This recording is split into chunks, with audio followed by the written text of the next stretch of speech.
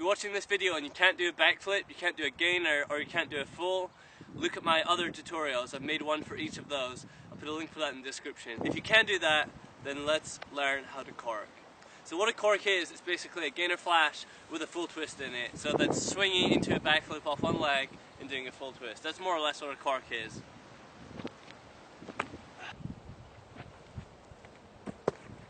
Now, if you don't have a gym to train in, that's fine. You can learn it on grass. I learned mine's on grass. This was my first ever cork back in 2008. You can also learn it on trampoline. You can learn it off of things.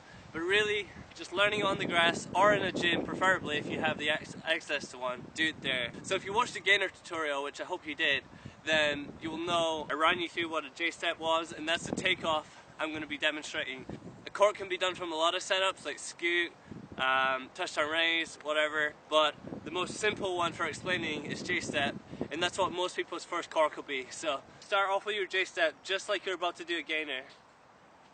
Then as you're here, you're taking off very similar to the gainer. You're kicking towards your left ear, you're getting your leg right up, you're getting your chest and your arms up with your leg out in front of you on that nice angle.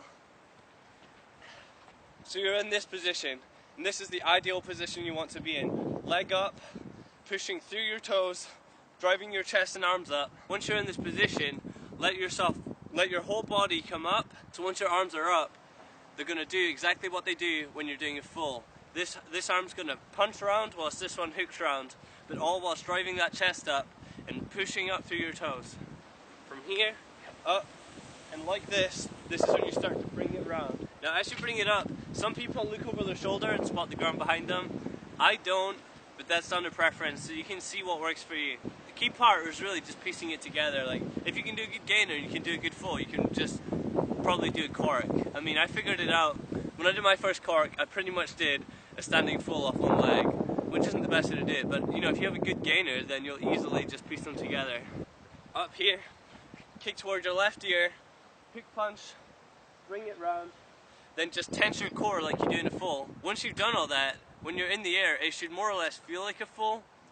If you hit the nice axis, then it throws you around real nice. And then you should be able to just see the ground. You should come down for it, spot your landing, stick it like a pro. Now don't expect to land 1-2 like I'm doing right now, or landing swinging. That probably won't happen on your first attempts. When you do cork enough, like, all the steps of it become automatic, and then you can focus on your really nice landing. But when you're first learning, you probably won't have all that much control, so you just expect to come around onto 2 feet, and that's like perfectly fine in the beginning. So this is what the progression goes like. You want to have a backflip, you want to have a gainer, you want to have a full, preferably from standing, because that just means that you're good enough at it to do it from standing. And when you have all those things, you should have no problem piecing them all together to get yourself a cork. Whoa! This is why training on the grass in the UK is a bad idea. I just slipped real bad.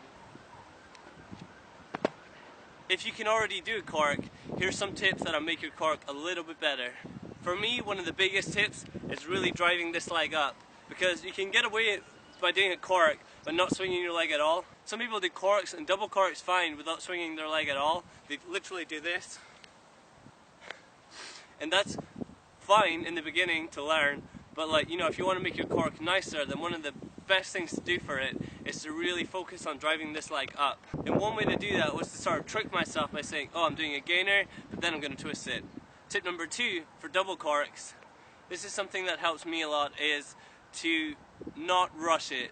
I see some people, they have a good single cork that's quite high, easily high enough to do double cork, but then as soon as they do double cork, it's way lower, and that's because they're rushing it. They're getting carried away. They think, I need to twist now to get the twist in, but you know, in doing so, they're cutting all their height, so they have less time.